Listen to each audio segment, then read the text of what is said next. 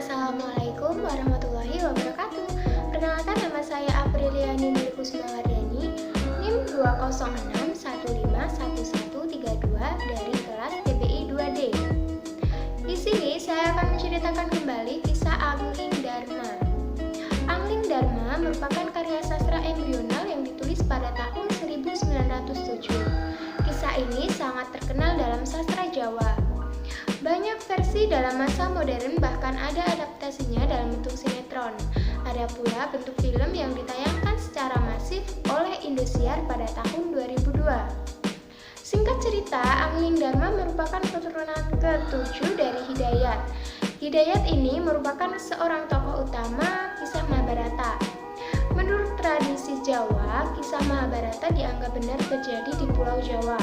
Dalam cerita ini dikisahkan bahwa Jayabaya memiliki putri yang bernama Pramesti, dan Pramesti melahirkan seorang putra yang bernama Prabu Angling Dharma. Pada kisah kelahiran Angling Dharma, semenjak Yudayana putra Parikesit ini naik tahta kerajaan Hastina diganti menjadi Yawastina. Kemudian Yudayana mewariskan tahta Yawastina kepada Gendrayana. Nah, suatu hari Gendrayana menghukum adiknya yang bernama Sudarsana karena ada kesalahpahaman. Sebagai utusan Dewata, Batara Nadara turun dari kahyangan untuk mengadili perkara Gendrayana ini. Nah, Gendrayana dibuang ke hutan, sedangkan Sudarsana dijadikan raja baru oleh Narada. Gendrayana membangun kerajaan baru bernama Mamena, kemudian digantikan oleh putra yang bernama Jayabaya. Pada suatu hari, Pramesti ini bermimpi bertemu Batara Wisnu yang berkata akan lahir ke dunia melalui rahimnya. Ketika bangun, tiba-tiba perutnya telah mengandung. Astra Dharma marah dan menuduh Pramesti ini berselingkuh. Ia pun mengusir istrinya. Jayabaya marah melihat keadaan Pramesti yang terlunta-lunta. Ia pun mengutuk negeri Yawastina, dan negeri Yawastina ini tenggelam oleh banjir lumpur. Astra Dharma pun tewas lenyap bersama istana Yawastina ini. Setelah kematian suaminya, Pramesti melahirkan seorang putra yang diberi nama Angling Dharma.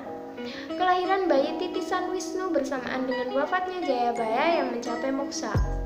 Tahta Mamena kemudian diwarisi oleh Amijaya, saudara Pramesti.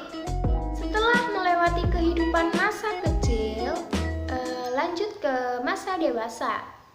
Setelah dewasa, Angling Dharma membawa ibunya pindah ke sebuah negeri yang bernama Malawapati. Kerajaan ini dibangun oleh Angling Dharma. Di sana ia memerintah dengan bergelar Angling Dharma, Prabu Angling Dharma dan Prabu Aji Dharma. Angling Dharma sangat gemar berburu, hingga pada suatu hari ia menolong seorang gadis bernama Setyawati yang dikejar harimau. Setyawati lalu diantarkan pulang ke rumah ayahnya. Ayah Setyawati merupakan seorang pertapa yang bernama Resi Manik Sutra.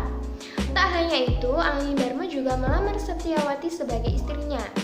Namun, Batik Madrin, kakak Setyawati, pernah bersumpah barang siapa yang menikahi adiknya maka harus mengalahkannya. Nah, terjadilah pertandingan yang dimenangkan oleh Angling Dharma. Menikahlah Setyawati dengan Angling Dharma. Suatu ketika, saat berburu, Angling Dharma memergoki istri gurunya yang bernama Nagagini. Nagagini ini sedang berselingkuh dengan seekor ular. Angling Dharma pun membunuh ular ini, dan pada akhirnya Nagagini pulang dengan keadaan terluka. Kemudian Nagagini menyusun laporan palsu kepada suaminya, yakni Nagaraja, agar membalas dendam kepada Angling Dharma. Nagaraja pun menyusup ke dalam istana Malawapati. Namun Nagaraja menyaksikan Angling Dharma sedang membicarakan perselingkuhan kepada Setyawati. Nah, Nagaraja pun sadar bahwa istrinya yang salah. Lalu ia mendatangi Angling Dharma dan meminta maaf kepadanya. Nagaraja mengaku ingin mencapai moksa. Kemudian ia mewariskan ilmu sakti berupa Aji Gining kepada Angling Dharma. Ilmu ini harus dijaga dengan baik dan penuh rahasia. Setelah mewariskan ilmu ini, Nagaraja pun wafat. Sejak diwarisi ilmu baru, Angling Dharma paham bahasa binatang. Ia pernah tertawa menyaksikan percakapan sepasang cicak dan membuat Setyawati tersinggung. Nah, Setyawati bertambah marah karena Angling Dharma tidak berterus terang dan merahasiakan tentang Aji Vineng. Sampai akhirnya Setyawati membeli pati obong, yakni bunuh diri dalam api untuk mengembalikan harga dirinya. Angling Dharma berjanji menemani Setyawati mati daripada harus membocorkan rahasia ilmunya.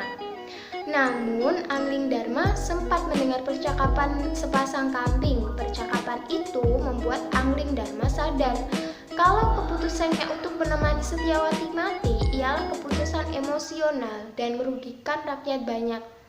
Maka ketika Setyawati terjun ke dalam kobaran api, Angling Dharma tidak ikut menyertai. Setelah Setyawati tiada, Angling Dharma menjalani masa hukuman. Perbuatan Angling Dharma mengingkari janji sehidup semati dengan Setyawati membuat dirinya harus menjalani hukuman sampai batas waktu tertentu sebagai penebus dosa. Kerajaan Malawapati akhirnya dititipkan kepada Batik Madrin. Nah, dalam perjalanannya, Angling Dharma bertemu dengan 3 orang putri yang bernama Widata, Widati, dan Widaningsih. Ketiganya jatuh cinta pada Angling Dharma dan menahannya untuk tidak pergi. Namun, Angling Dharma curiga karena ketiga putri itu suka pergi bermalam-malam hari secara diam-diam. Akhirnya, Angling Dharma menyamar sebagai burung gagak untuk menyelidiki rahasia ketiga putri tersebut. Ternyata setiap malam ketiganya berpesta makan daging manusia. Angling Dharma berselisih dengan mereka mengenai hal itu dan ketiga putri tersebut mengutuk Angling Dharma menjadi seekor belibis putih. Belibis putih terbang ke wilayah kerajaan Bojanagara. Di sana ia dipelihara seorang pemuda desa bernama Jaka Gedung. Saat itu Raja Bojanegara Dharmawangsa sedang bingung menghadapi pengadilan seorang wanita, di mana seorang wanita bernama Bermani mendapati suaminya yang bernama Bermana dan berjumlah 2 orang. Nah, atas petunjuk Belibis Putih, Jaka Gedung berhasil membongkar wujud asli Jin Wiratsangka. Dan pada akhirnya Belibis Putih diminta sebagai peliharaan Ambarwati, putri Raja Bojanegara Dharmawangsa. Angling Dharma yang berwujud belibis putih bisa berubah wujud menjadi manusia pada malam hari. Setiap malam ia menemui Ambarwati hingga pada akhirnya mereka menikah tanpa izin orang tua. Dari perkawinan itu, Ambarwati mengandung. Dharmawangsa heran dan bingung putrinya mengandung tanpa suami. Yogiswara, seorang petapa, mengaku siap menemukan ayah dari janin yang dikandung Ambarwati. Kemudian Yogiswara ini menyerang belibis putih peliharaan Ambarwati. Setelah melalui pertarungan, belibis putih kembali wujud menjadi Angling Dharma dan Yogiswara berubah menjadi Batik Madrin. Kedatangan Batik Madrin ini ternyata untuk menjemput Angling Dharma yang sudah habis masa hukumannya. Kemudian Angling Dharma dan Ambarwati pindah ke Malawapati dan melahirkan seorang putra bernama Angling Kusuma. Setelah dewasa, Angling Kusuma menjadi raja di kerajaan Bojanegara. Ia pun memiliki musuh yang bernama Durgandini dan Sudawirat.